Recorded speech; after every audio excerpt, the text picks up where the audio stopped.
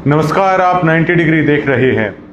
आज बात करेंगे, बहुत ही अहम मुद्दा है। ये मुद्दा है संत रामपाल जी महाराज को लेकर और धनाना आश्रम को लेकर। हालांकि संत रामपाल जी महाराज ने धनाना आश्रम को बड़ी जेल या कुआं करार है वो दिया है। अपना पहला ही सत्संग जो है उन्होंने किया है। हर्ट हो सकती है सतलोक आश्रम कमेटी मेरे इन हैश वर्ड्स को लेकर, काफ़ी तीखे शब्द ये हैं, लेकिन संत रामपाल जी महाराज ने यही कहा है कि अब धनाना आश्रम यानी वो बड़ी जेल में है और कुआं उसे करार है वो दे दिया गया है। अब देखिए, उसी कुएं में गिरने के लिए है सतलोक आश्रम कमेटी की तरफ से एक संत रामपाल जी महाराज के नाम से एक झूठा षड्यंत्र है वो रचा जा रहा है और उसको लेकर लगातार 90 डिग्री उस झूठ का पर्दाफाश है वो कर रहा है। सतलोक आश्रम कमेटी की तरफ से ये कहा गया है कि 3 तारीख को जिन भक्तों की नो एंट्री की गई है, अगर वो आकर लिखित में माफ़ी मांग लेते हैं तो उन्हें माफ़ कर दिया जाएगा। अब देखिए, गलती मांगने वाला भी छोटा नहीं होता और माफ़ करने वाला भी छोटा नहीं होता, ये अलग पहलू होता है।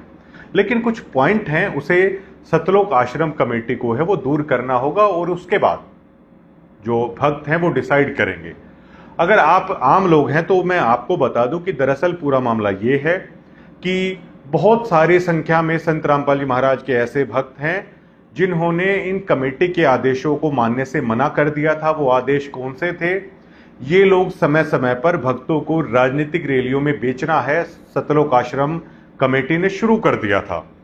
ये कैसे करते थे? संत रामपाल जी महाराज के नाम से आप स्क्रीन पर भी देख पाएंगे, एक झूठा पीला पर्चा है ये लोग निकालते हैं और उसमें लिख दिया जाता है आपको फला राजनेता को वोट देनी है, आपको इस दिन है फला राजनेता की रैली में जाना है। तो वो भक्त बड़े आहत हुए क्योंकि संत रामपाल जी महाराज का नियम है, वो ये कहता है कि राजनीति से बिल्कुल पूरी तरीके से दूर है वो रहना चाहिए। अगर आप राजनीतिक रैलियों में जाते हैं, राजनेताओं के संपर्क में अगर आप रहते हैं तो फिर आप उनके भक्त हैं वो नहीं माने जाते हैं। अब ये चीज़ जब बार बार होने लगी, ये कमेटी वाले संत रामपाल जी महाराज 11.5 साल तक जेल में रहे। तो जो संत रामपाल जी महाराज का परिवार है, कमेटी के जो लोग हैं, उनकी मनमानियाँ इस तरह बढ़ती गई। जो भक्त अगर इनका विरोध करते थे तो उनके साथ है ये लोग अच्छा व्यवहार नहीं करते थे। गिरावट में हमने ये खुद महसूस किया। संत रामपाल जी महाराज का जो भांजा था सुनील लाठर, उन्होंने बहुत बदतमीजी के साथ हमारे साथ बात की, तानाशाही के साथ हमारे साथ बात की और शायद संत रामपाल जी महाराज के भांजे ने ये सोच लिया कि आम भक्तों की तरह ये लोग भी अत्याचार है वो सहन कर लेंगे। लेकिन हमने उसी दरमियान उस चीज़ का विरोध कहा। हमने कहा कि हमें कोई मतलब नहीं है कि कौन संत रामपाल जी महाराज का परिवार है या आप रिश्तेदारी में आते हैं। हमने संत रामपाल जी महाराज का नाम लिया है तो हमें अपने गुरु से मतलब है, बताइए इसमें क्या गलत कह दिया। उस दरमियान मुझे सुनील लाठर ने कहा था कि हम यहाँ पर एंट्री बैन कर देते हैं, हम ऐसे कर देते हैं, हम वैसे कर देते हैं। तो हमने उस दरमियान भी संत रामपाल जी महाराज के भांजे को कहा था कि कोई इतना भूखा नहीं बैठा हुआ है कि जो यहाँ पर फिर कौन आएगा। अब इन लोगों ने भक्तों की एक चीज़ का फायदा ये उठा लिया है कि संत रामपाल जी महाराज का ज्ञान बहुत निर्मल है, एक बार अगर आदमी उसको सुन लेता है तो उसके बिना फिर रह नहीं सकता है। इसलिए ये लोग उसका फायदा उठाते हैं और संत रामपाल जी महाराज के नाम से बहुत बड़ा झूठ का साम्राज्य है इन लोगों ने खड़ा किया, जिसमें भक्तों की वोटों को बेचना, भक्तों को राजनीतिक रैलियों में बेचना। और अगर सतलोक आश्रम कमेटी चाहे तो इस पर लीगल नोटिस भेज सकती है, क्योंकि इसका जवाब देने के लिए मैं खुद है वो तैयार हूं, क्योंकि मेरे पास इन्होंने खुद ऐसा आदेश है वो भेजा था जिसे मैंने नहीं माना था। तो जो वो भक्त हैं उन्होंने कह दिया कि गुरुजी तो सत्संगों में ऐसा नहीं बताते, हम ऐसा नहीं करेंगे। तो उन लोगों के साथ ये लोग टॉर्चर करने लग गए। उन लोगों को कभी गुरुद्रोही ये लोग कहने लग गए, उन लोगों को कभी अलग अलग बहाने बनाकर है इन्होंने नो एंट्री है कर दी, मतलब आप आश्रम में नहीं आ सकते। उसके बाद उन भक्तों ने एकजुट होकर साध संगति के नाम से एक अलग संगठन है तैयार कर लिया और एक ऐसा संगठन तैयार कर लिया जो बुनियादी तौर पर संत रामपाल जी महाराज के यथार्थ नियमों के साथ है वो चलता है। अब उसके बाद क्या हुआ, इन लोगों को अपनी दुकान बंद होने की डर है वो सताने लगा और धीरे धीरे उन लोगों को इन्होंने गुरुद्रोही या पैसा खाने वाले या आश्रम में चोरी करने वाले उन लोगों का एक गिरोह है इन्होंने करार दे दिया। जबकि ये वो लोग हैं जो संत रामपाल जी महाराज ने जिन नियमों को बताया, उन नियमों को मानते हुए, चाहे उनका भाई उनसे नाराज हो, चाहे उनका गांव उनसे नाराज हो, चाहे उनकी रिश्तेदारी उनसे नाराज हो, चाहे उनके बच्चे बेशक से उनसे नाराज हो जाएं, उन लोगों ने किसी की परवाह नहीं की और अपने गुरु के यथार्थ नियमों पर वो लोग हैं वो चलते रहे। इसे साध संगति है कहा जाता है और ये आश्रम वालों को हजम है नहीं होता है। तो अब इन लोगों ने क्या किया कि 3 तारीख तक अगर कोई जुड़ा हुआ व्यक्ति आ जाता है तो ये लोग लिखित में है वो लिखवाएंगे। अब सबसे बड़ा सवाल ये होता है कि ये संत रामपाल जी महाराज और भक्तों के बीच में जो ये एजेंट बने हुए हैं, कमेटी के लोग हैं, इनका भक्त और गुरु के बीच में आखिरकार क्या काम है? ये कौन लोग हैं जो और किसने इनको ये एहतियात दिया कि ये लोग हैं ऐसा कर सकते हैं? उदाहरण के तौर पर मैंने आपको पहले भी बताया, मैं खुद वहां पर गया था, इन लोगों का किस तरह का षड्यंत्र है। अब देखिए, अगर ये लोग मिलवा देते तो हम वहां पर गए थे, हमें भी मिलवा देते। कुछ अन्य भगत हैं जज्जर से, वो भी माता बहन गई हुई थी, उनके साथ किस तरह का व्यवहार है इन्होंने किया था। ये लोग ऐसा बिल्कुल नहीं करने वाले हैं। इन्हें डर किस बात का है? इन्हें डर इस बात का है कि कहीं इनकी दुकान है ये बंद ना हो जाए। और जिस ज्ञान को संत रामपाल जी महाराज ने ये कहा कि नो मन सूत उलझा हुआ है जिसमें सभी झक मार रहे हैं, और सतगुरु रामपाल जी महाराज ने इसे ऐसा सुलझा दिया है ये दोबारा कभी नहीं उलझेगा। उसी सूत को दोबारा से ये सतलोक आश्रम कमेटी उलझाने में लगी हुई है, लेकिन साध संगति है इस सूत को बिल्कुल भी उलझने है वो नहीं दे रही है। ये 2 ग्रुप हैं वो बने हुए हैं संत रामपाल जी महाराज के भक्तों में। एक भक्त वो हैं जो कमेटी के और संत रामपाल जी महाराज के परिवार के आदेशों पर चलते हैं और वो भक्तों की मर्यादा तोड़वाते हैं, अपने गुरु के नियम है वो तोड़वा देते हैं, वोटों में बेचते हैं, राजनीति रैलियों में बेचते हैं। दूसरी तरफ संत रामपाल जी महाराज के भक्तों का एक ऐसा ग्रुप है, चाहे उसमें कुछ भी हो जाए, वे अपनी मर्यादा और अपने गुरु के नियमों को है नहीं तोड़ते हैं। अब कुछ पॉइंट ऑफ व्यू हैं। अब दोनों लोगों में सिमिलरिटी केवल एक है कि दोनों ही संत रामपाल जी महाराज को मानते हैं। अब जब दोनों ही संत रामपाल जी महाराज को मानते हैं तो सभी लोग ये चाहते हैं कि इस आपसी टकराव का फायदा बाहर वाले लोग ना उठा पाएं और सभी लोग हैं वो एक हो जाएं। इसमें आश्रम कमेटी की तरफ से इसी तरह कहा गया है कि 3 तारीख को वो आ जाएं, लेकिन कुछ पॉइंट है उसे सतलोक आश्रम कमेटी है वो जरूर क्लियर करे। दूसरी चीज ये है कि जो ये पीले पर्चे हैं इन्हें फाड़ कर कूड़ेदान के डिब्बों में डाल दिया है, ये हमारे लिए इससे ज्यादा कुछ नहीं है उन भक्तों के लिए। ये डर अब बहुत हो चुका है और हम सतलोक आश्रम कमेटी की आंख में आंख डालकर ये कहते हैं कि हमने आपके पीले पर्चों को कूड़ेदान में फेंक दिया है और हमारे लिए रद्दी के कागज के टुकड़े से ज्यादा इसकी कोई अहमियत नहीं है। हमारे लिए अहमियत केवल और केवल सतगुरु संत रामपाल जी महाराज के उन सत्संगों की है जिसमें उन्होंने जो चीज करनी चाहिए उसके लिए उन्होंने बता दिया है। अब आप बेशक से कुछ करते रहिए। दूसरी चीज ये है कि क्या सतलोक आश्रम कमेटी इस चीज के लिए अब तैयार है कि आगे से वो हमें राजनीतिक रैलियों में नहीं बेचेगी, आगे से वो हमारी वोटों का सौदा है वो नहीं करेंगे, और क्या इसी तरह अन्य भक्तों की तरह हमें भी औरों के घर बनाने के चक्कर में पत्थर तुड़वाए जाएंगे? संत रामपाल जी महाराज ने जो हमें सुमरन दिया, जो भक्ति विधि दी, उसको छोड़कर क्या ये कमेटी हमें डले ढोने पर मजबूर करेगी या नहीं करेगी? जो राजनेता वहां पर आ रहे हैं, जो सरपंच वहां पर आ रहे हैं, क्या हमें उनके सामने हाथ में ट्रे लेकर खड़ा किया जाएगा या नहीं किया जाएगा? ये हमारे कुछ सवाल हैं। वो सवाल इसलिए हैं क्योंकि मैंने संत रामपाल जी महाराज का देखिए नाम ले रखा है और हमें जब भी कॉन्फ्रेंस में बुलाया जाता है, चाहे वो हरियाणा के मुख्यमंत्री हों, चाहे हरियाणा के मिनिस्टर हों, चाहे वो लीडर ऑपोजिशन हो, कोई सांसद हो, कोई विधायक हो, जब प्रेस कॉन्फ्रेंस होती है तो वो प्रेस कॉन्फ्रेंस में जब आते हैं तो बतौर एक पत्रकार है हम अपनी सीट छोड़कर कभी भी खड़े नहीं होते हैं। जिन नेताओं के सामने संत रामपाल जी महाराज के परिवार के लोग हाथ जोड़े झुके हुए खड़े हुए हैं, उन नेताओं के सामने मैं कभी सीट छोड़कर भी खड़ा नहीं होता। और अकेला मैं नहीं, जो हमारे पत्रकार साथी हैं वो भी कोई छोड़कर खड़ा नहीं होता। और अगर कोई पत्रकार नेता के आने से, चाहे बेशक से वो मुख्यमंत्री हो, अगर सीट छोड़कर खड़ा हो रहा है तो उसकी पत्रकारिता की दुनिया में उसकी वैल्यू है वो नहीं रहती है, क्योंकि पत्रकारिता का उसूल ही यही है कि अगर मीडिया नेता के आने से अगर खड़ी हो जाती है तो फिर उसने एक तरीके से सरेंडर कर दिया है, वो निष्पक्ष नहीं होती है। तो क्या आश्रम कमेटी ये भरोसा दिलाती है कि हमें इन एमएलए को चाय पानी परोसने के लिए वहां पर इस्तेमाल नहीं किया जाएगा और इनकी राजनीतिक रैलियों में हमें भेंट नहीं चढ़ाया जाएगा। आश्रम कमेटी एक पॉइंट तो ये क्लियर करे। दूसरा पॉइंट आश्रम कमेटी ये क्लियर करे कि क्या हमें पत्थर तोड़वाने के लिए बेगार में लगाया जाएगा या नहीं लगाया जाएगा, क्योंकि इस कदर ये लोगों को इस्तेमाल कर रहे हैं।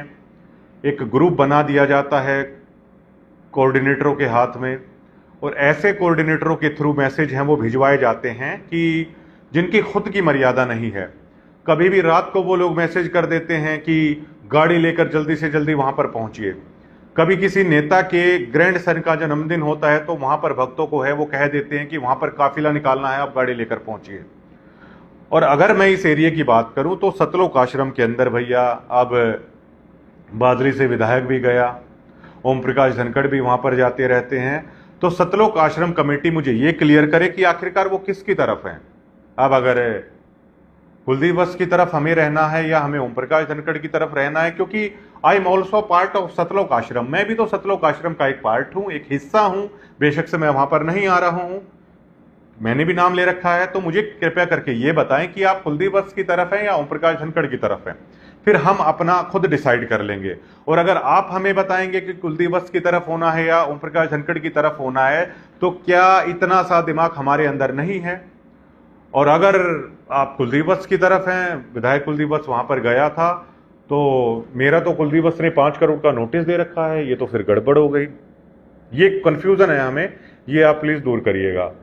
इसी तरह बेरी विधानसभा क्षेत्र में जो वहां से एमएलए का चुनाव लड़ा था, अमित बहुत ही होनहार नेता हैं, उभरते हुए भविष्य हैं। उनके पिताजी भी सतलोक आश्रम में जाते हैं, संजय कबलाना भी सतलोक आश्रम में जाते हैं। अब तो मैं ये कंफ्यूज हूं कि मुझे किसकी तरफ होना चाहिए भाई। अब जब दोनों की तरफ जा रहे हैं, चुनाव के टाइम पर आप आदेश पारित कर देंगे, मेरी वोट तो मेरे विधानसभा के अंदर है कि आप इसकी वोट है वो दीजिए। हमें तो समझ में नहीं आ रहा है, फिर अगर किसी एक की वोट देनी है तो आप दोनों लोगों को है वो आखिरकार आप लोग क्यों बुला रहे हैं, ये डिसाइड कीजिए। और तीसरी बात ये है कि ये भी सतलोक आश्रम क्लियर करे कि जो ये कोऑर्डिनेटर हैं ये तनख्वाहिए हैं या ये सेवा कर रहे हैं रियली में। क्योंकि बहुत सारे भक्तों ने हमें बताया कि जो ये कोऑर्डिनेटर हैं ये तनख्वाहिए हैं, इनको तनख्वाह दी जाती है, आश्रम की तरफ से गाड़ी दी जाती है। ये जो बड़ी बड़ी स्कॉर्पियो दी जा रही है ये आश्रम की तरफ से उन्हें दी जा रही है। अब भैया स्कॉर्पियो तो एक दिन में बहुत ज्यादा तेल खा लेती है अगर आप एसीओ में घूमते हैं। तो सतलोक आश्रम ये बताएं कि ये कोऑर्डिनेटर तनख्वाहिए हैं या ये वाकई में सेवा कर रहे हैं। और अगर ये तनख्वाहिए हैं तो इन तनख्वाहियों के द्वारा जो पीला पर्चा भेजा जाता है उसकी वैल्यू आखिरकार क्या रह जाती है? क्या हमने गलती कर दी फिर संत रामपाल जी महाराज का नाम लेकर, या संत रामपाल जी का महाराज का नाम लेकर हम इन तनख्वाहियों की गुलामी करें, इनके आदेश का हम पालन करें? हम आखिरकार ऐसा क्यों करें? और अगर इन लोगों को ये गाड़ियां ये सभी आश्रम की तरफ से दी जा रही हैं तो फिर क्या हमारा ये पूछने का हक नहीं बनता कि किसने हक दिया? जो भक्त हैं वो तो बसों में पढ़ पढ़ कर आ रहे हैं, ट्रेनों में पढ़ पढ़ कर आ रहे हैं। हमारे जैसे लोग हैं, कोई बाइक से जा रहा है, कोई स्कूटी से जा रहा है। फिर इन कोऑर्डिनेटरों को तनख्वाह किस बात की दी जा रही है भैया? इन लोगों को इतनी लग्जरी गाड़ियां हैं, फिर आखिरकार क्यों दी जा रही हैं? ये स्कॉर्पियो में, फॉर्च्यूनर में घूमते रहें और जिनके दान के पैसों से आपने इनको ये सब दिलाया है वो लोग बड़ी बड़ी गाड़ियों में घूमते रहें। ये दोहरा रवैया आखिरकार है वो क्यों चल रहा है? ये बहुत सारे पॉइंट ऑफ व्यू हैं। और मेरे पास कुछ भक्तों के फोन आए कि क्या वहां पर हमारे साथ कोई मारपीट भी हो सकती है। मैंने उनको बताया कि देखिए हम वहां पर गए, ऐसा तो कुछ होने नहीं वाला है मारपीट या और कुछ। मैं खुद वहां पर गया, हालांकि ये लोग आपकी बेइज्जती बहुत करेंगे और आपको किसी से मिलवाएंगे भी नहीं, इसके जीता जागता उदाहरण तो मैं खुद हूं। लेकिन सतलोक आश्रम ये क्लियर करे कि आखिरकार इन सतलोक आश्रमों का मालिक आखिरकार है कौन। अब लोग समझते हैं दुनिया वाले कि इनके मालिक संत रामपाल जी महाराज हैं, जबकि बरवाला कांड में 27 करोड़ रुपए की उगाही है संत रामपाल जी महाराज के नाम पर प्रशासन की तरफ से डाली गई थी। लेकिन प्रशासन हक्का बक्का तब रह गया जब प्रशासन को यह पता चला कि संत रामपाल जी महाराज के नाम पर तो कोई एक ईंट भी आखिरकार नहीं है। आज तक उस प्रशासन को वो 27 करोड़ रुपए वापस है वो नहीं मिला है, क्योंकि वो खुद हैरान रह गया कि इनके मालिक तो संत रामपाल जी महाराज है नहीं। अब अगर बहुत सारी संख्या में ऐसे भक्त हैं, अगर वो आश्रम के अंदर आते हैं, जाहिर तौर पर उनका परिवार भी होगा, उनके बच्चे भी होंगे, अगर उनके साथ कोई अनहोनी होती है तो इसकी जिम्मेदारी आखिरकार कौन है? क्योंकि सबसे पहले वो व्यक्ति आगे आए जो इस बात की रिस्पॉन्सिबिलिटी ले कि अगर वहां पर कुछ ऊंच नीच होती है किसी के साथ, अगर किसी की लाइफ को कोई खतरा होता है या अगर किसी का कोई सामान चोरी होता है, तो उसकी जिम्मेदारी आखिरकार है वो भैया कौन तय करेगा? या तो फिर आप हरियाणा रोडवेज की तरह ये लिख दीजिए उन आश्रमों में कि सवारी अपने सामान की खुद जिम्मेवार है, जान माल की जिम्मेदारी आपकी खुद की है, क्योंकि हमारी कोई जिम्मेदारी नहीं है। या तो आप ये लिख दीजिए और सतलोक आश्रम के उस व्यक्ति को आगे आना चाहिए जो ये कहे कि ये आश्रम मेरे नाम पे है, इस आश्रम की जमीन मेरे नाम पे है, तब इन लोगों को है वहां पर है वो जाना चाहिए। अब देखिए ये लोग कैसे कह रहे हैं, किस तरीके से ये लोग कर रहे हैं। RSSS का अध्यक्ष किसे बता दिया जाएगा, मुनिंदर धर्मा ट्रस्ट का अध्यक्ष और किसी को बता दिया जाएगा। और जो संत रामपाल जी महाराज का परिवार है वो मीडिया के सामने क्या कहता है कि देख लीजिए हमारे नाम पर कुछ नहीं है। ये क्या सोचते हैं कि भक्त भोले भाले होते हैं भैया, लेकिन पत्रकार भोला भाला नहीं होता। अध्यक्ष सपोज कीजिए किसी व्यक्ति को अध्यक्ष बना दिया, अब आपको लगेगा कि इस ट्रस्ट का अध्यक्ष ये है, लेकिन हकीकत में वो अध्यक्ष नहीं होता। उसकी जो असली पावर होती है वो किसी दूसरे व्यक्ति के हाथ में होती है। किसी को अध्यक्ष अगर इन्होंने बना दिया है, माफ कीजिए मुझे अगर अध्यक्ष बना दिया है, तो मुझे अध्यक्ष बनाने से पहले ये लोग मुझसे कोरे कागज पर दस्तखत अंगूठा है वो लगवा लेते हैं। वो इसलिए लगवा लेते हैं कि सपोज कीजिए अगर वो ट्रस्ट अगर मेरे नाम पर है, अगर वो आश्रम मेरे नाम पर है, और अगर कल को मैं इनके साथ दगा कर दूं, इनके परिवार के साथ दगा कर दूं, तो फिर ये कहीं के नहीं रहेंगे। तो इसलिए ये लोग कोरे कागज पर उस अध्यक्ष का अंगूठा और मोहर और साइन है बकायदा लगवा लेते हैं, ताकि अगर मैं कुछ भी 3-5 करूं, ऊपर नीचे करूं, तो तुरंत उस पर इस्तीफा लगाकर किसी दूसरे व्यक्ति को है वो अध्यक्ष बना दिया जाता है। इसमें होता क्या है, इसमें हाथी के दांत दिखाने के कुछ और होते हैं और खाने के कुछ होते हैं। लोगों की नजरों में यह दिखा दिया जाता है कि परिवार के नाम पर कुछ भी नहीं है, जबकि पर्दे के पीछे का असली खेल यह होता है कि असली मालिक ही वो लोग होते हैं। ये इस तरह की चीजें हैं ये लोग करते हैं। अब ये कुछ पॉइंट है, इसे सतलोक आश्रम है वो जरूर है वो क्लियर करे। अब मेरा एक सवाल और ये है कि मैं आम व्यक्ति की तरह अपना आया, जिस तरीके से आम भक्त आता है, और मुझे नहीं मिलने दिया गया। मैंने तमाम चीजें भी कह दी, उसके बावजूद है आप लोगों ने मिलने नहीं दिया। और मैं देख पा रहा हूं कि कोई भी व्यक्ति जो लायक भी नहीं है संत रामपाल जी महाराज से मुलाकात के लिए, उन लोगों की अगुवाई संत रामपाल जी महाराज का परिवार कर रहा है, ये आश्रम के लोग कर रहे हैं। और उसके बाद ये तनखैये लोग उन लोगों का इंटरव्यू है वो ले रहे हैं।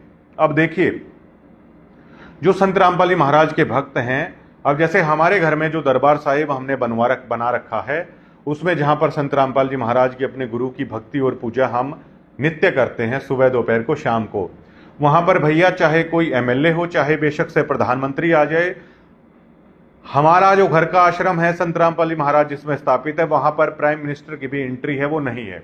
अगर आपको आजमाना है आप बेशक से आजमा लीजिए। चाहे हमारा भी कोई सगा भाई बहन है और अगर उसने नाम नहीं ले रखा है, वो उपदेशी नहीं है, तो हमारे घर के दरबार साहिब में उसकी एंट्री कतई भी नहीं है, उसे नहीं घुसने दिया जाएगा। लेकिन इन लोगों के हालात देख लीजिए, जो लायक भी नहीं है उन लोगों को ये लोग जाकर कह रहे हैं कि आप इससे मिल लीजिए, आप उससे मिल लीजिए। अब संत रामपाल जी महाराज दयालु हैं, उन लोगों से मुलाकात कर रहे हैं। अब संत रामपाल जी महाराज ने देख लिया कि 20-25 सालों से इन लोगों को इतना ज्ञान सुनाया, लेकिन ये संगत अब इन्हें पीले झूठे आदेशों की आदत इन्हें हो चुकी है, बेगार करने की इन्हें आदत हो चुकी है, राजनीतिक रैलियों में जाकर नेताओं से प्रभावित होने की इन्हें आदत हो चुकी है, और अब इन्हें आदत हो चुकी है VIP और आम होने की। अब ये मिशन सतगुरु का था कि इसमें कोई ऊंच नीच और ऊपर नीचे नहीं है, लेकिन इसमें ग्रिल है वहां पर लगा दी गई है। आम भक्तों की वहां पर एंट्री भी नहीं है, उन्हें धक्के मारे जाते हैं। ये आम भक्त पता है, उनकी बेइज्जती की जाती है। लेकिन VIP लोग देखिए आश्रम के तनखैये कैमरा लगाए रहते हैं और कैसे कैसे लोगों के वीडियोस हैं वायरल किए जा रहे हैं। उसके बाद आश्रम के तनखैये पत्रकार किस तरीके से प्रचारित करते हैं कि यहाँ पर आज संत रामपाल जी महाराज से मुलाकात करने के लिए फला फला नेता आया है, संत रामपाल जी महाराज से मुलाकात करने के लिए आप लोग नहीं आए हैं। मुझे पता है किस तरीके से आप लोग कैसे क्या क्या चीज देकर हैं, इन लोगों को खुद निमंत्रण देकर हैं आप लोग बुलाते हैं। जब भी कोई भंडारा होता है आप लोग निमंत्रण देकर हैं उन लोगों को बुलाते हैं और अपना स्वार्थ सिद्ध है आप करते हैं, और उन्हीं राजनेताओं से फिर ये कोऑर्डिनेटर या ये जो परिवार है वो राजनीति का सौदा है वो तय करता है। अब ये बताइए कि बिल्कुल आश्रम सीरीज की तरह इसमें कमेटी ने कर रखी, इस कमेटी को आप आश्रम सीरीज का बॉबी देवल लगा लीजिए, और जो ये कोऑर्डिनेटर हैं उन्हें आश्रम सीरीज के बॉबी देवल के नीचे जो भोपा स्वामी होता है उसी तरीके से लगा लीजिए। तो ये बॉबी देवल और भोपा स्वामी मिलकर हैं वो सारा खेल यहाँ पर रच रहे हैं। और जब चुनाव आता है, जब ये ओम प्रकाश धनखड़ को भी कह देंगे कि आपकी भी मदद करेंगे, कुलदीप वत्स को भी कह देंगे आपकी भी मदद करेंगे, संजय कबलाना को भी कह देंगे आपकी भी मदद करेंगे, अमित को भी कह देंगे आपकी भी मदद करेंगे, बलराम दांगी भी वहां पर जा रहे हैं उनको भी कह देंगे उनकी मदद करेंगे, और बलराज कुंडो को भी कह देंगे उनकी मदद करेंगे। और बहुत सारे राजनेता अगर जाहिर तौर पर इस खबर को देख रहे हैं तो वो जानते हैं कि हाँ, परिवार के जो सबसे बड़ा सदस्य है उसने इस चुनाव में ऐसा किया था, सभी के पास जाके, चाहे कोई निर्दलीय भी था उसके पास जाके भी ये कहा था कि हाँ आपका भी करेंगे। अब ये इंदुरा नरवाल भालू को भी कह देंगे, कपूर नरवाल को भी कह देंगे आपकी मदद करेंगे। अब ये बताइए किसी एक को तो अगर ये चूज करें तो किसको करेंगे? बीजेपी के लोग वहां पर जा रहे हैं, कांग्रेस के लोग वहां पर जा रहे हैं, दिग्विजय चौटाला को इन्होंने बुला लिया।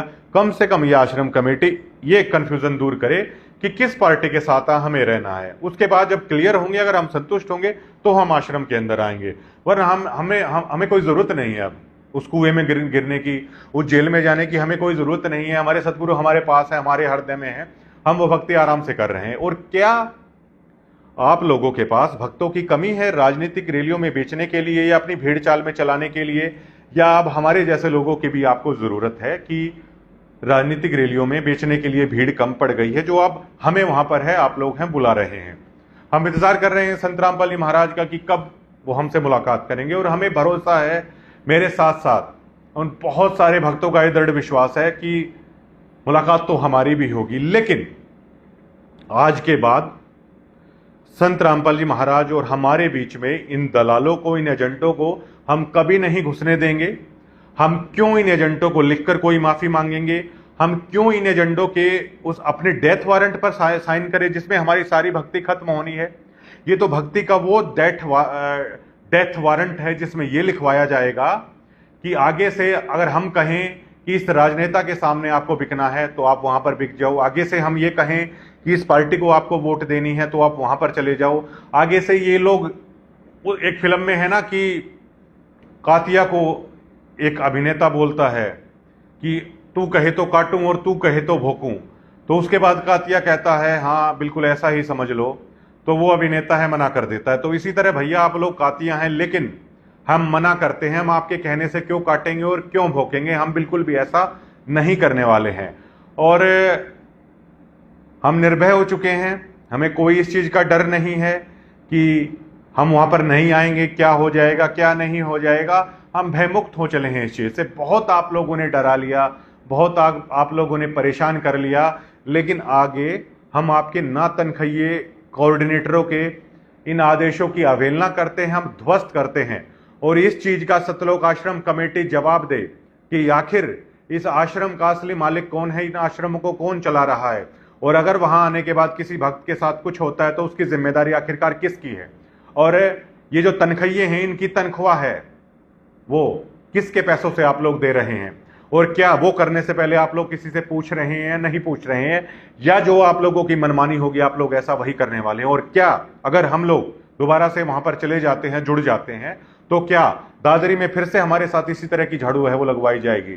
और अब आप सोचिए कि संत रामपाल जी महाराज के ज्ञान को दोबारा से इन्होंने कितना उलझा दिया है। एक पूर्ण संत को दुनिया की नजरों में कितना औसत करने की है इन तनख्वाहियों ने, इन भोपा स्वामियों ने करने की कोशिश है वो की है।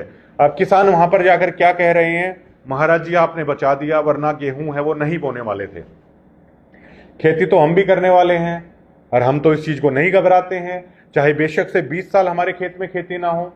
जिसने संत रामपाल जी महाराज का नाम ले रखा है वो बेशक से खेती ना हो बेशक से ना हो, लेकिन नहीं मांगेंगे किसी से भी। संत रामपाल जी महाराज क्या कहते हैं? संत रामपाल जी महाराज ये कहते हैं कि जो मांगे सो भड़वा कहिए, मतलब जो अगर किसी से कुछ मांगता है तो उसे भड़वा कहिए। तो ये लोग जो जाते हैं आप लोगों के पास मांगने के लिए कुछ, तो आप इन्हें क्या कहेंगे? ये तो संत रामपाल जी महाराज का ज्ञान है। तो अगर बेशक से हमारे खेत बेशक से डूबे रहें, बेशक से 20 साल तक फसल ना हो, लेकिन हम क्यों मांगेंगे किसी से? हम किसी से भी नहीं मांगेंगे। ये तो संत रामपाल जी महाराज का नियम है।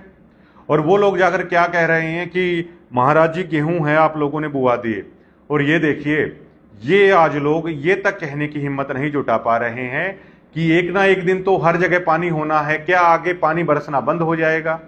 क्या आगे जो किसान को ये दिक्कतें आती हैं वो आगे आनी बंद हो जाएंगी? जबकि किसान तो एक ऐसी कौम है जो हमेशा से, सदियों से इस मौसम की मार को झेलता हुआ आ रहा है। वो इस मौसम की मार को झेलते झेलते बहुत ज्यादा दृढ़ हो चुका है, और वो जानता है कि बेशक से कुछ भी हो, इसलिए उसे करड़ा आदमी कहा जाता है। और इसलिए इन हालातों ने उसे इतना मजबूत किया कि वो जो किसान है, फिर मिलिट्री की तरफ भी उसने रुख किया।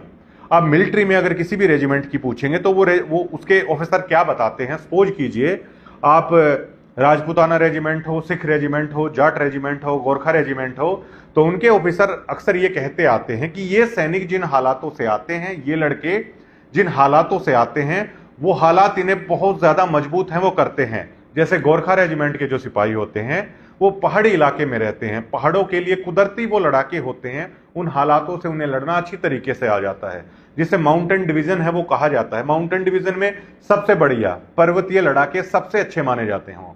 उसके बाद मैदानी इलाकों की अगर बात की जाए तो Jat regiment, Rajputana regiment, Sikh regiment, इसके बारे में कहा जाता है ये बहुत कठिन हालातों से आते हैं। राजपूताना रेजिमेंट मतलब राजस्थान का जो एरिया है, बहुत टफ एरिया है, वहां से आते हैं वो जो रंगरूट हैं। सिख हैं जो हरियाणा से, जो किसान है, जाट रेजिमेंट अधिकतर पश्चिमी यूपी, राजस्थान, यहां से जो बनाया जाता है, तो वो लोग किसानी वर्ग से आते हैं, मतलब उन हालातों से लड़ने में वो सक्षम होते हैं। तो क्या ये लोग इतने कमजोर थे कि वो इस तरीके से करेंगे? लेकिन इन्हें कहा जा रहा है कि आप इसी तरीके से कहिए। और वैसे भी संत रामपाल जी महाराज ने तो सत्संगों में सुनाया है कि कलयुग के अंत में गरीबदास जी महाराज ने अपने ग्रंथ में लिखा है कि इस पृथ्वी तत्व को जल तत्व गिरासेगा, मतलब इस पूरी पृथ्वी पर पानी ही पानी हो जाएगा। तब ये मोटर पाइप कहां पर जाएंगे? और इस जल तत्व को फिर ये अग्नि तत्व है वो ग्रासेगा, बहुत सारे सूर्य एक साथ आएंगे, और फिर इस आकाश तत्व को ये अक्षर पुरुष और इन सभी को लेके है ये गिरासेगा। तो एक बार तो इस पूरी धरती पर जब ये नष्ट होगी तो दोबारा पानी पानी हो जाना, तब ये मोटर पाइप है वो कहां जाएंगे? संत रामपाल जी महाराज का असली ज्ञान ये है, जिसे तत्व भेद या मूल ज्ञान कहा जाता है, कि इन चक्करों को छोड़कर आखिर में ये सब कुछ तबाह होना है, जब आप लोग कहां पर जाएंगे। इसलिए संत रामपाल जी महाराज ने एक अवधारणा पैदा की कि यहां से पीछा छुटाइए, इस झंझट से पीछा छुटा के और सतलोक चलिए।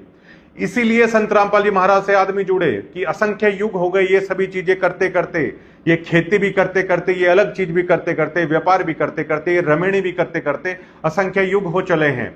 आखिर कब तक क्या अब भी आपका जी नहीं भरा है? फिर संत रामपाल जी महाराज कहते हैं कि जीते जी आप एक बार मरकर देख लीजिए, कुछ होता है उसे होने दीजिए, फिर आप उस सतलोक के अंदर जाइए, फिर उस शाश्वत स्थान पर आप जाइए। लेकिन इन्होंने क्या कर दिया, इन भोपा स्वामियों ने संत रामपाल जी महाराज के ज्ञान को कि खेती बुआ दी, मकान बनवा दिए और लाइब्रेरी बनवा दी, ये चीजों में है, इस ज्ञान को है कर दिया। जबकि ये ज्ञान इन चीजों से पीछा छुटाने के लिए था। संत रामपाल जी महाराज ने सारा संघर्ष इन चीजों से पीछा छुटाने के लिए किया था।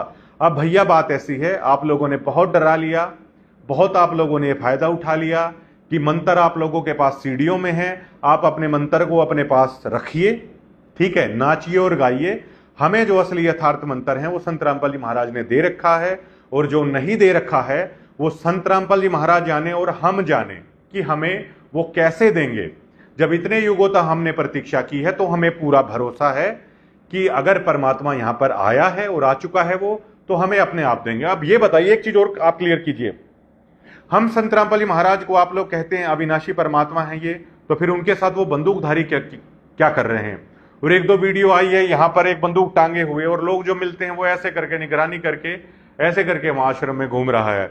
मतलब अविनाशी परमात्मा हथियार रखेगा। संत रामपाल जी महाराज तो ये कहते हैं कि जिस भी देवी देवता के पास हथियार है मतलब वो अमर नहीं है, उन्हें मौत का डर है, इसलिए वो हथियार रख रहे हैं। तो संत रामपाल जी महाराज को आप लोग पूर्ण परमात्मा, अविनाशी परमात्मा कैसे मानेंगे? आपको डर है? या जो एक स्टोरी आपने रची थी कि मातरनहेल नहर पर जो जेई साहब हैं, क्योंकि आप तो गुरु को साधारण मनुष्य मानते हो, आप तो संत रामपाल जी महाराज को सिर्फ एक सिंचाई विभाग में कार्य करने वाला जेई मानते थे। वो जेई साहब तो चले गए ऊपर सतलोक में, और उनकी जगह उसी रंग रूप में पूर्ण परमात्मा है ये आए हुए हैं आज के दिन। तो ये क्लियर कर दीजिए कि क्या वो पूर्ण परमात्मा अब चला गया, वो वापस वो जेई साहब आ गए जिन्हें आप अविनाशी नहीं मानते हैं। ये स्टोरी और बता दीजिए आप कि वो पूर्ण परमात्मा तो चला गया और वापस से जिस जेई साहब को ऊपर भेजा था वो जेई साहब है अब आ गया है, तो अब उन्हें पूर्ण परमात्मा नहीं मानते, अब ये जेई साहब हैं, तो इनके ऊपर अब ना चवर करने की जरूरत है और जेई साहब को खतरा हो सकता है, इसलिए अब बंदूकधारी है वो इनके साथ रखने की जरूरत है। जबकि हमारा ऐसा नहीं मानना है, आप लोगों का ऐसा मानना होगा। हमने कभी आप लोगों की झूठी स्टोरी पे कभी किया होगा तो किया होगा भरोसा। हमारा तो ये दृढ़ विश्वास है कि पूर्ण परमात्मा ये प्रकट है। ये जो आपने झूठी स्टोरी रची थी, हमारा इसमें कोई बिलीव नहीं है, ये पूर्ण ब्रह्म परमात्मा है, हमारा ये बिलीव है। और हम, ऐसा कौन निर्भाग है जो अपने भजन को खत्म करेगा? आप लोगों के चक्कर में आके असली जो द्रोही हैं, असली जो दूत हो वो आप लोग हो। आप लोगों ने सत्यानाश कर दिया इस पंथ का, और हम तब आएंगे। आप लोग ये चीज क्लियर कीजिए, ना हमें राजनीति रैलियों में बेचा जाएगा, ना हमें किसी एमएलए के सामने, ना किसी सरपंच के सामने, हम किसी वहां पर जगत के व्यक्ति के सामने हम पानी लेकर या इस तरीके से हम नहीं खड़े होंगे। हम किसी सरपंच के सामने खड़े होने के लिए संत रामपाल जी महाराज का नाम नहीं लिया था, हम किसी मिनिस्टर के आओ भगत के लिए संत रामपाल जी महाराज का नाम नहीं लिया था, बल्कि हम इन चीजों को छोड़कर है संत रामपाल जी महाराज की शरण में आए थे। कोई प्रेस कॉन्फ्रेंस होती है, मैं नहीं खड़ा होता कभी भी, हमारा कोई भी पत्रकार साथी खड़ा नहीं होता, बेशक से चाहे वो मुख्यमंत्री हो। मैं आश्रम में जाके क्यों किसी एमएलए के सामने खड़ा होऊंगा वहां पर चाय पानी लेके? मैं ये काम क्यों करूंगा? मैं ये नहीं करूंगा तो आप फिर कल को पीला पर्चा निकालने की सोचेंगे। तो ये चीजें आप लोग बताइए कि क्या आप लोग ये चीजें नहीं करेंगे हम लोगों के साथ? उसके बाद हम लोग डिसाइड करेंगे, और आप इसके बारे में जरूर बताइए। एक सबसे महत्वपूर्ण पहलू और है जो इस सतलोक आश्रम के इन लोगों को है वो क्लियर करना चाहिए। अब देखिए, संत रामपाल जी महाराज को लेकर सबसे ज्यादा क्रिटिसाइज जो इन लोगों ने करवाया वो बरवाला कांड को लेकर करवाया। करोथा आश्रम में इन लोगों ने, आप जानते हैं कि सतगुरु संत रामपाल जी महाराज पूना गए हुए थे सत्संग करने के लिए। छोटे से जमीन के टुकड़े को लेकर है वो विवाद है उपजा था, उसके बाद आपने देखा। दूसरी चीज जो सबसे ज्यादा क्या है वो बरवाला कांड को लेकर है, बहुत क्रिटिसाइज है वो किया जाता है। अब एक उदाहरण के तौर पर आप समझिए कि आखिरकार गलती किसकी थी, ये जो सब कुछ ये चीज हुई। अब बरवाला कांड में अगर मोटा मोटा अगर आप कुछ लाइनों में अगर उस स्क्रिप्ट को अगर आप देखेंगे तो उसमें ये है कि कोर्ट ने अवमानना का नोटिस है वो निकाल दिया था। ये लोग कहते हैं कि वो साजिश थी, चलिए मान लेते हैं। अवमानना के नोटिस में केवल और केवल संत रामपाल जी महाराज को केवल एक बार कोर्ट के अंदर जाना था, बात खत्म होती। लेकिन एक उस छोटी सी बात ने, देखिए बरवाला में है, उसके बाद है वो क्या हुआ था। भक्त काले कमांडो है वो बनाए गए।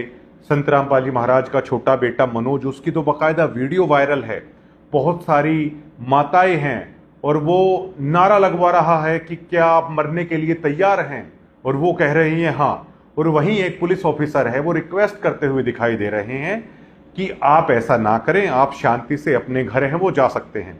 लेकिन मनोज लगातार नारे है वो लगवा रहा है। अब आप ये बताइए कि क्या भक्तों को ब्लैक कैट कमांडो बनाना सही था? 5 लोगों की वहां पर मौत हो जाती है, 5 जो डिवोटी होते हैं वहां की। अब इसके लिए क्रिटिसाइज किसे किया जा रहा है? संत रामपाल जी महाराज को। ये लाजमी है। देखिए, किसी भी संस्था का जब हेड जो होता है, जो मुखिया होता है, जो सरताज होता है, आखिर में वो बात उसी तक जाती है। अब मान लीजिए मैं संत रामपाल जी महाराज से जुड़ा हूं, अगर मैं कहीं पर अगर नशे में अगर पड़ा हुआ मिल जाऊं तो लोग मुझे तो कहेंगे, लेकिन साथ में ये भी कहेंगे कि ये संत रामपाल जी महाराज का शिष्य था, देखिए जैसा ये है ऐसा ही इसका महाराज भी मिलेगा। तो ये नेचुरल होता है, जो शिष्य भी अगर कुछ करता है तो वो बात है वो आपके गुरु तक है, वो निश्चित तौर पर है वो जाएगी। बरवाला कांड में इन्होंने भक्तों को ब्लैक कैट कमांडो बनवाया, जबरदस्ती धक्काशाही की पुलिस के साथ, प्रशासन के साथ, और संत रामपाल जी महाराज को इन लोगों ने बदनाम करवाया वहां पर। अब देखिए, अब भी संत रामपाल जी महाराज जमानत पर बाहर हैं। अब इन लोगों के जो लक्षण चल रहे हैं, इन लोगों ने बरवाला में भी ऐसा किया, इन लोगों के लक्षणों में कोई भी सुधार नहीं है। इन लोगों के अंदर की दुर्भावना आज भी जो की त्यों है, ये हमने महसूस कर लिया और ये अन्य भक्तों के साथ भी ऐसा कर रहे हैं, जुल्म कर रहे हैं। ये जुल्म की इंतहा ये लोग हैं वो कर रहे हैं। क्या ये भक्त कहलाने लायक है? अगर यहाँ पर कुछ लोग ये ऊंच नीच करते हैं और एक बार के लिए अगर आप मान लीजिए कि संत रामपाल जी महाराज दोबारा से अंदर जाने की लीला करते हैं, तो क्या ये दोबारा से हमें ब्लैक कैट कमांडो बनाएंगे या नहीं बनाएंगे, ये बात भी सतलोक आश्रम स्पष्ट करे। और क्या दोबारा से पुलिस की गोलियों के आगे भक्तों को खड़ा किया जाएगा या नहीं किया जाएगा, ये भी चीज ये लोग स्पष्ट करें। और अगर कोर्ट दोबारा से एक बार कह देती है कि संत रामपाल जी महाराज को कोर्ट में आना होगा, तो क्या दोबारा से ये इसी तरह की धक्काशाही करेंगे जिसमें 27 करोड़ रुपए प्रशासन के लगे थे? और अगर ये अब ऐसा नहीं करेंगे तो तब जिन जिन लोगों ने ऐसा किया था, तो वो लोग, एक बार मैंने एक वीडियो में माफी मांगी थी, उन लोगों को बरवाला कांड के गुनहगार के तौर पर क्षमा आखिरकार वो लोग क्यों ना माने। अगर आज आप संत रामपाल जी महाराज को अगर दोबारा से अगर वापस जेल में भेजा जाता है, तो अगर आज आप लोग ब्लैक कैट कमांडो नहीं बनेंगे, आज आप लोग हथियार लेकर, हाथों में लाठी डंडे लेकर अगर पुलिस के सामने नहीं खड़े होंगे, और अगर संत रामपाल जी महाराज अगर कोर्ट बुलाती है, अगर वहां पर चले जाएंगे, अगर आप आज धक्काशाही नहीं करेंगे, तो उस टाइम जो आपने धक्काशाही की थी, किसके कहने पर की थी? उन लोगों से क्या आप लोग नहीं कहेंगे कि आप गुनहगार हैं बरवाला कांड में? चलिए, बहुत बड़ा गुनाह आपने किया, लेकिन कम से कम उन लोगों को माफी मांगनी चाहिए या नहीं मांगनी चाहिए बरवाला कांड की, जिन्होंने अपनी ईगो के लिए इतनी धक्काशाही की, उसके कारण संत रामपाल जी महाराज 11.5 साल है वो जेल में रहे। ये चीजें सतलोक आश्रम को स्पष्ट है वो क्यों नहीं करनी चाहिए? उसके बाद हम लोग हैं सतलोक आश्रम में आएंगे, वरना क्या हम उस गुनाह का हिस्सा बने दोबारा से कि हरकतें आप करिए, धक्काशाही आप कीजिए, काले कमांडो आप हमें बनाइए, ठीक है, और नारे आप लोग लगवाइए कि क्या आप बनने के लिए तैयार है। झूठ आप बोलिए कि संत रामपाल जी महाराज आश्रम में नहीं है, झूठ आप बोलिए संत रामपाल जी महाराज की हेल्थ है गवाही नहीं दे रही है, और लगातार प्रशासन वहां पर कई दिनों तक आपके सामने रिक्वेस्ट है वो करता रहे, लेकिन आप धक्काशाही करते रहिए और उसके बाद अपने गुरु को 11.5 साल है वो अंदर डलवा दीजिए। क्या दोबारा से हम आश्रम में जाके, आज भी उसी तरह के हालात है, क्या हम उस गुनह का हिस्सा बने दोबारा से सतलोक आश्रम के अंदर जाके, कि दोबारा से वो हरकतें करें जिसके कारण गुरु को दोबारा से जेल के अंदर पहले डलवा दिया गया 11.5 साल से? ये है सतलोक आश्रम स्पष्ट करें। एक पहलू और है सबसे अहम, भक्तों, दर्शकों, आप वो सोचिए, सबसे अहम पहलू ये है कि संत रामपाल जी महाराज के पास ये लोग पाइप और मोटर लेने जा रहे हैं केवल। चलिए, इन लोगों को तो नहीं पता होगा, लेकिन कम से कम इन कमेटी के भोपा स्वामियों को, जो ये तनखइये हैं, क्या ये लोग भी भूल गए, इन लोगों की इल्म नहीं है कि सतगुरु के पास सबसे अमूल्य वस्तु कौन सी है? सतगुरु के पास मुक्ति का मार्ग भी है, सतगुरु के पास सतलोक है, सतगुरु के पास एक ऐसी जड़ी बूटी है जिससे आपका जन्म मरण का रोग है वो हमेशा हमेशा के लिए मिट सकता है। संत रामपाल जी महाराज के पास वो मोक्ष मंत्र है जिससे दोबारा आपका जन्म मरण नहीं होगा, आप उस अमर लोक में चले जाएंगे। क्या ये भोपा स्वामी भी इस बात को भूल गए?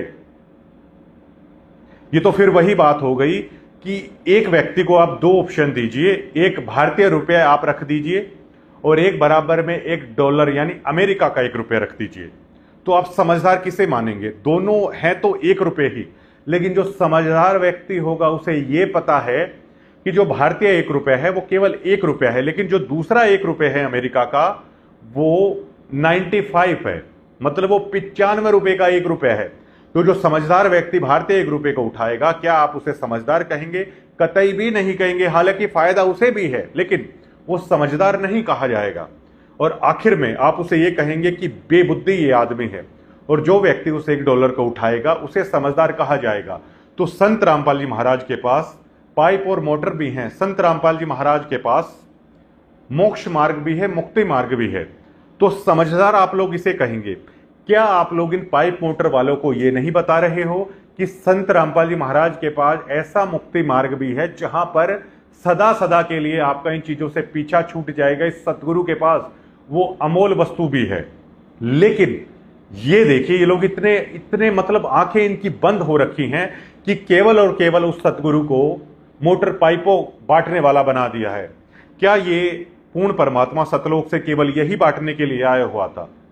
संत गरीबदास जी महाराज ने क्या कहा था कि सतगुरु दिल्ली मंडल आए सी सूती धरने सुम जगाए सी, कि जो सतगुरु यानी जो पूर्ण परमात्मा है वो दिल्ली मंडल में आएगा और वो सूती धरती यानी जो धर्म की हानि हो चुकी है, जिस पूर्ण परमात्मा को लोग भूल चुके हैं, उस सूती हुई धरती को दोबारा से जगाएगा, दोबारा से उस पूर्ण परमात्मा का ज्ञान करवाएगा।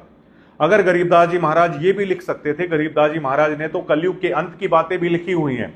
गरीबदास जी महाराज ने तो ये भी लिखा हुआ है कि कलयुग के आखिर में किस तरीके से 15 साल की उम्र रह जाएगी, किस तरीके से 1-1.5 फीट हाइट रह जाएगी, किस तरीके से आखिर में सृष्टि का विनाश होता है। जो आखिरी जो अवतार है वो संभल नगरी में विष्णुदत्त शर्मा के घर पर आएगा, ये भी लिख रखा है गरीबदास जी महाराज ने। आज शुरुआत से लेकर अंत तक की बातें भी लिख रखी हैं। क्या गरीबदास जी महाराज ये नहीं लिख सकते थे कि जब सतगुरु आएगा वो पाइप और मोटर भी बांटेगा? गरीबदास जी महाराज ने लिखा है कि सतगुरु के लक्षण कहूं मधुरे बैन विनोद, 4 वेद 6 शास्त्र कहे 18 बोध। सतगुरु के तो लक्षण ये हैं, जो 4 वेद 6 शास्त्र सारे जो 18 बोध हैं उन्हें खोलकर बताएगा, जो सूक्ष्म वेद को बताएगा, जो असली भक्ति को बताएगा। तो संत रामपाल जी महाराज ने तो वो चीजें की थी। तो अब सबसे बड़ा सवाल खड़ा होता है कि ये पाइप और मोटर, ये मकान बनवाना, ये देहदान करवाना, ये खून, ये जो ब्लड डोनेशन करवाना, आखिर ये चीजें किसने शुरू की? दादरी में भक्तों के हाथ में झाड़ू देना, ये चीजें किसने शुरू की? ये चीजें करने वाले बहुत सारे लोग हैं। क्या सतगुरु सतलोक से ये चीजें करने आता है? वेदों के अंदर क्या लिखा हुआ है कि उस रित धाम से जब पूर्ण परमात्मा चलकर आता है तो वो लोगों को अपना ज्ञान सुनाता है, वाणियों के माध्यम से कवियों की तरह आचार करता है। संत गरीबदास जी महाराज ने क्या लिखा है कि वो 4 वेद 6 शास्त्र और 18 बोध कहेगा, उसकी अचल विहंगम चाल होती है।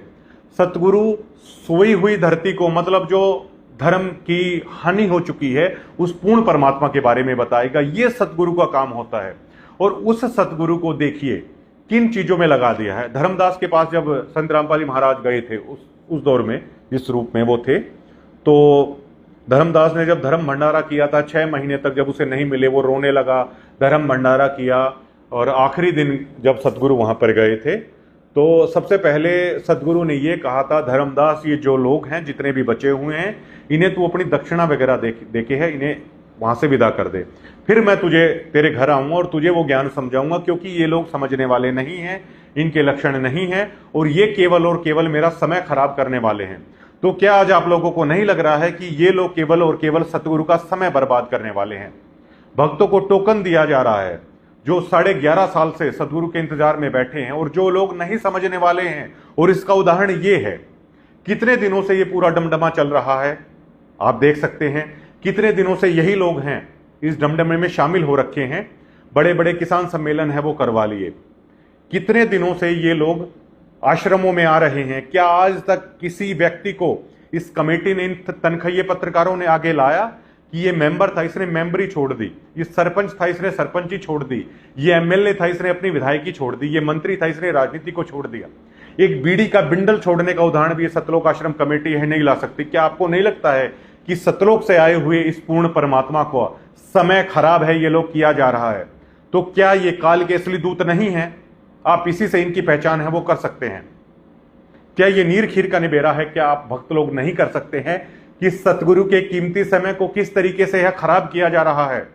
और उन भक्तों से पूछिए जो अपने सतगुरु की एक झलक पाने के लिए, उनकी चरण सेवा करने के लिए, उनका हाथ उनके शीश पर, वो किस तरीके से तड़प रहे हैं, रो रहे हैं अपने घरों में।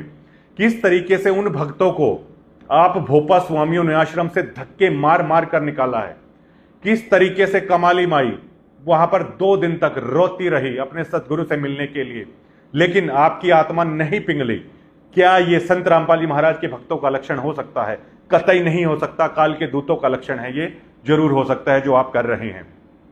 तो उस सदगुरु के पास, जिसके पास मुक्ति मार्ग है, जिसके पास हर चीज है, लेकिन उस सदगुरु के पास केवल मोटर और पाइप ये लोग ले रहे हैं। आपको मोटर पाइप लेने हैं, ये सदगुरु आपको मोटर पाइप दे देगा। आपको अगर अब राजनीति में जाना है तो ये सदगुरु आपको राजनीति में रखेगा। अगर आपको बेकार करना है, मतलब आप लोगों को जाकर लोगों के मकान बनाकर पत्थर तोड़ना है, तो ये सदगुरु आपसे पत्थर ही तोड़वाएगा। अगर अब आप लोगों को राजनेताओं के आगे पानी लेकर खड़ा होना है, संत रामपाल जी महाराज के भक्तों को, तो ये सदगुरु अब आपको ऐसा ही करवाएगा। क्योंकि इस सतगुरु के पास सारी चीजें हैं। उदाहरण के तौर पर देखिए कि पार्वती जो हैं, जो शिव जी की धर्म पत्नी है, तो उनकी कथा संत रामपाल जी महाराज ने बताई है शास्त्रों से। पार्वती 100 बार पार्वती की मृत्यु हो चुकी थी, और सती रूप में आप जानते हैं जगह जगह पर वो बने भी हुए हैं, स्थान है जहां पर विष्णु ने अपने चक्कर से सती के शरीर को काटा था, शिव जी रोते हुए लेकर घूम रहे थे। ये तो हिंदू धर्म के शास्त्र हैं, बताते हैं 10,000 साल तक जो शिव जी हैं वो उनके वियोग में रोते रहे। उसके बाद इन लोगों ने सलाह बनाई और अपने चक्कर से विष्णु जी ने उनको काट कर है वो अलग थलग किया। जहां जहां पर वो अंग पड़े, कहीं पर कामाख्या है, कहीं पर वैष्णो देवी, ये स्थान है, वो पहचान है कि ऐसा हुआ था, वो बने हुए हैं। तो संत रामपाल जी महाराज ने बताया कि एक बार नारद जी ने पार्वती जी को बताया कि पार्वती, आप शंकर भगवान को क्या समझती हैं? तो उन्होंने कहा, जी भगवान हैं और मेरे तो पति हैं। तब नारद जी ने उन्हें बताया कि पार्वती, भगवान शंकर के पास वो अमोघ मंत्र भी है, तुम हर बार मर रही हो, वो अमोघ मंत्र भी है जिससे आप अमर हो जाओगी, जितना शंकर भगवान अमर हैं। तो पार्वती के पैरों के नीचे से जमीन है वो खिसक गई थी। उन्होंने कहा कि नारद जी आप ये क्या कह रहे हैं? उन्होंने कहा, पार्वती आपने अभी तक शंकर भगवान को अपने पति रूप में देखा है। उदाहरण के तौर पर देख लीजिए कि आप कितने भी बड़े अफसर हों, चाहे आप कुछ भी हों, आपकी धर्मपत्नी आपको नॉर्मल ही समझेगी। ये इस दुनिया का नियम है, चाहे आप कितने भी बड़े हों। ये मजाक भी चलता है कई जगह पर कि घर की कमान किसके हाथ में होती है? धर्मपत्नी के हाथ में हो, चाहे आप इंस्पेक्टर हो, चाहे जजों को, चाहे राजनेता हो। तो इसी तरीके से वहां भी है। तो कहा कि पार्वती आपने अभी तक शंकर भगवान को अपना पति मान रखा है। और पार्वती जी की सोच क्या थी? मैं तो भगवान के साथ रहती हूं, मुझे और किसी चीज की, भक्ति की किसी चीज की जरूरत ही नहीं है।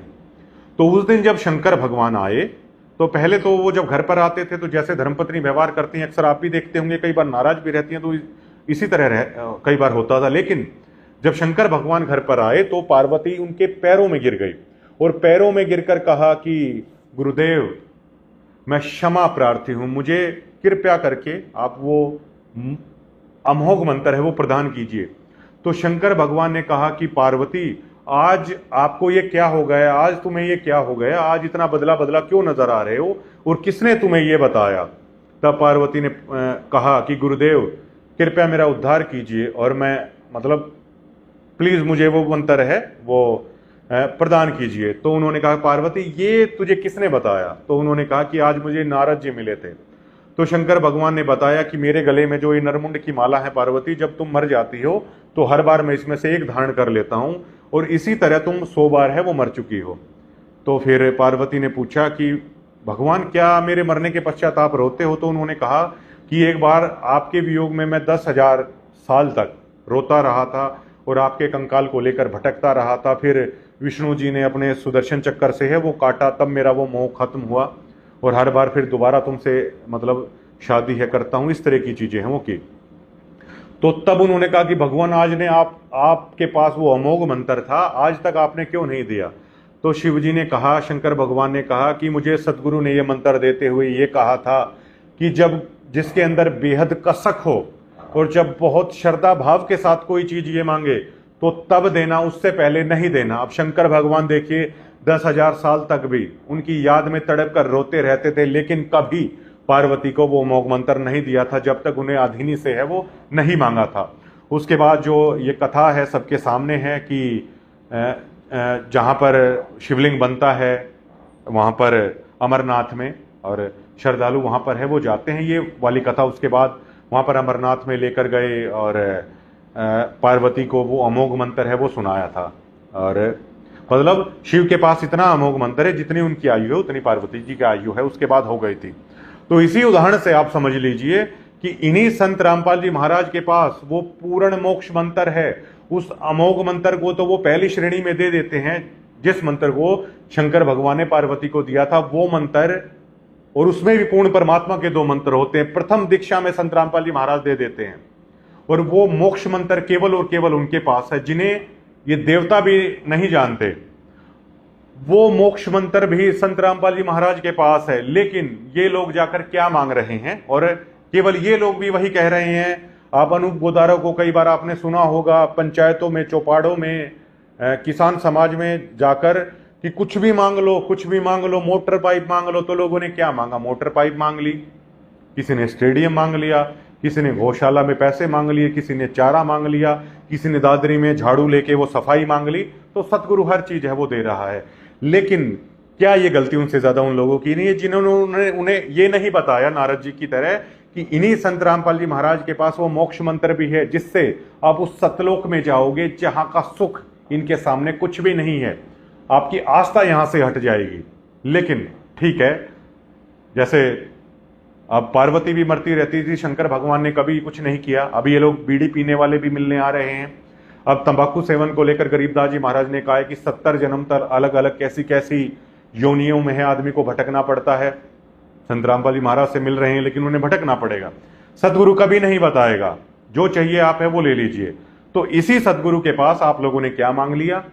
पत्थर तोड़ना मांग लिया, बेगार मांग ली, राजनीतिक रैलियों में जाना मांग लिया, किसी भी नेता को सपोर्ट करना मांग लिया, झाड़ू निकालना मांग लिया। तो ये सदगुरु अब आपको वही देगा। लेकिन दूसरी तरफ साध संगति ने केवल और केवल अपने गुरु को मांग लिया, इसीलिए उनके पास गुरु है। एक पॉइंट और मेरा है, उसे भी आश्रम कमेटी है वो नोट कर ले, जो कोरा कागज रखकर और येलो पेज के माध्यम से आप बताइएगा।